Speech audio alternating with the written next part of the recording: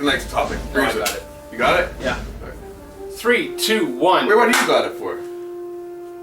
He always has to. 3, 2, 1. Hi there, YouTube. I'm Craig. I'm here again with Bill and Antonio, and we are the Social Vultures. And this is going to be our first installment in a very big Social Vultures special that we want to do. What makes a movie special? Well, Mr. Fountain Pop, the floor is yours, sir. I don't know if there's one thing. Obviously there isn't. I mean, Yeah. if you want to be really general, quality. Mm-hmm. Well, yeah. Yeah. But even that's not really true, because I mean, I've seen crappy movies that I've loved. Yes. Oh, yeah, that's true. So yeah. I mean, quality isn't always the thing. But I think it'll differ person to person. That's why movies are subjective. But I would say what makes a movie special is maybe relatability. Yeah. And the appeal. Yeah. Because there's there some has movies. to be something that you relate to in it, or else you're not going to connect with the movie. Well, it's like Bill said, I've watched movies that people think, you like that movie? But something about the movies, the intangibles, and just the quotes. Like I was talking to Bill the other night, I go, it's funny. Sometimes I can't remember certain stuff, but I can go back 10 years ago, and I can quote you for quote a movie I watched. So I forget stuff all the time, and yet I'll be sitting there with my wife, and we'll see somebody in a TV show, and I'll say, that guy played, and exactly. I'll name their character in a movie 23 years ago. I was watching Longest Yard, the remake, and had the gentleman from Fear the Walking Dead. I always forget his name. The main guy? No, Cliff the father. Curtis? Not. Yeah, the father. No, Cliff Curtis. No, the other father. The other father. No, I don't. Okay, well, we can move on.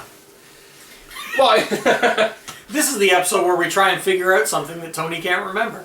I remember the face. I can't remember his name. yeah.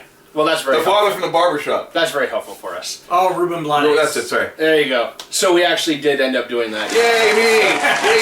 So well, like you said, I mean, I think the one thing that we can agree on is that there's no one certain thing that makes a movie special. So why don't we break that down?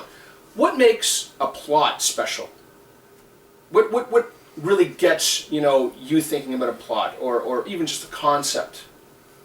See, again, the first thing that popped into my head was originality. Yep. But Yep. I don't know if that's true. Because, again, I've seen movies that are rehashed. Remakes and or sequels. traditional, but not even remakes or sequels. Sometimes you'll see a movie that's just, you watch it and you're like, well, that was kind of like Dirty Dozen, but set in space. Oh, yeah. Okay, yeah. And so it's not an original idea in the story, but it's still connected to you in some way. I think a perfect example, when I watched The Island of Ewan McGregor, and when it started, I was like, okay, I love it was kind of slow. It started, Yeah. But once they figured out where they were, bang! I was like, okay. Then I fell in love with the movie, but I'm like, okay, it's not And bad. that's one of those unique movies that feels like two movies. Exactly. Yeah. Exactly. So it was like two movies that started one way, but it's like man, I'm so glad I watched this movie after. One of my favorite movies from the late '80s was actually the score with Edward Norton and Robert De Niro. And one of the things that I liked about it, again, talking about concepts and talking about plots, what was the very the basic fundamental concept to that movie? It was a heist movie, but it didn't take place in a bank. It didn't take place in some sort of a business center or anything like that. It was at a customs house in Montreal, and I'm like, I loved that movie so much just on that very basic premise itself. Yeah. In that it's a non-traditional setting for the heist. And everything leading up to the heist, it wasn't a bank job. That they weren't knocking off an armored car or anything like that. They were trying to get into a customs house, and I had never seen that before.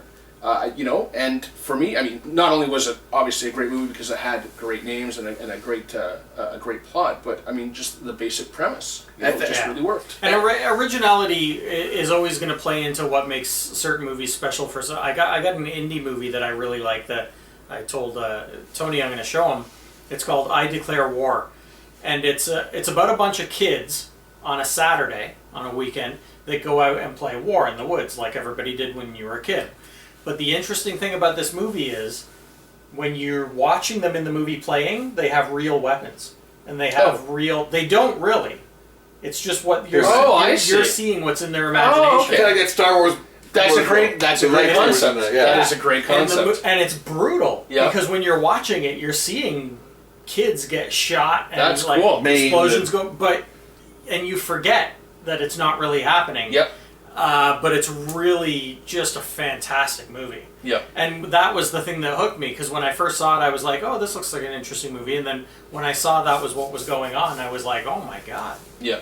And it really blew me away. So originality does come into play. I think when I watched the first Sinister movie, and I love Ethan Hawke, and I thought it was so good because I couldn't find one cliche in that movie. It was just so original, and the way it played out was like, you're thinking that's going to happen. Like, wait, usually they get lazy and they'll give you that little cheap jump scare, but they kind of work around that. Yep. They're like, holy crap. You know what else stood out in that particular movie for me was the audio work in it. Yes. The music combined, they almost didn't use music, they just used soundscapes. Oh, okay. And it's really interesting because when you're watching certain scenes, they're terrifying and you don't know why. And then I realized when I watched it the second time, I'm like, it's the sounds. They've got stuff going on that you don't realize is going on in the audio that's really scary. It was really well done. So that's kudos to the audio directors, Absolutely. you know? Yeah. Nice. And I think expectations too. I think sometimes, I think I've learned myself now, it's like what expectations to expect from a movie. Like, you just go watch it, I think you build them too high. I think it's 50-50 if you get disappointed. Well, actually, that's kind of another thing that what makes a movie special is it can be the marketing. Oh yeah, well for sure, yeah. Because if you do it wrong, you could lose your audience. Yep. I think of like maybe something like Jurassic World and years ago Jurassic Park and how well those movies were marketed. Oh gosh, just like, I don't want to say like shoved down people's throats, but that when Jurassic Park first came out in like '93, I wanted to see that more than anything else in the world. Yeah. I remember when Ghostbusters came out. I remember that I was in Toronto. Nobody had, of course, this was pre-internet, so nobody had heard about it coming out. And I was getting on a subway. I don't know why I was there, because I would have been like 13 or whatever. But I saw posters in the subway that just had the symbol. Yeah. It didn't say it was a movie. It didn't have a credit block. It didn't have the Universal logo or whatever company. It didn't say Ghostbusters. It didn't say Dan Aykroyd. It just had the ghost in the circle. And everybody was like, what is that poster? What is that? And for weeks, nobody knew what it was. And then when the movie came out, everybody was like, oh, and it was brilliant. Oh, and everybody was talking about it. And again, what a concept for a movie. I mean, Harold Ramis and Dan Aykroyd, I think, were the ones that wrote the treatment for it. So. And could you imagine there, being in that office, this is our script for a bunch of guys in New York fighting ghosts. I think, if you talk about Ghostbusters, and it's a comedy.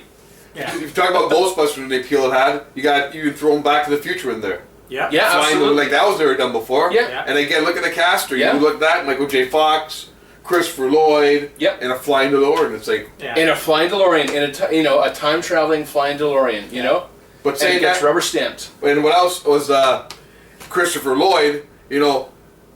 His character. It's like this guy, and you see him in other stuff like westerns before that, and more of a serious role. But you see him take a back seat, no pun intended, to the car. But there's another thing that makes a movie special.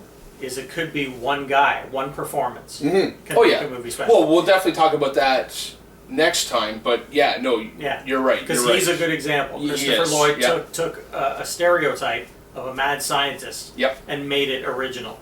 A mad scientist that you wanted to be your neighbor. But what's not original is that we got to get out of here. Once again, folks, for Bill and Craig and Christopher Lloyd, we are the Social Vultures. We'll see you next time.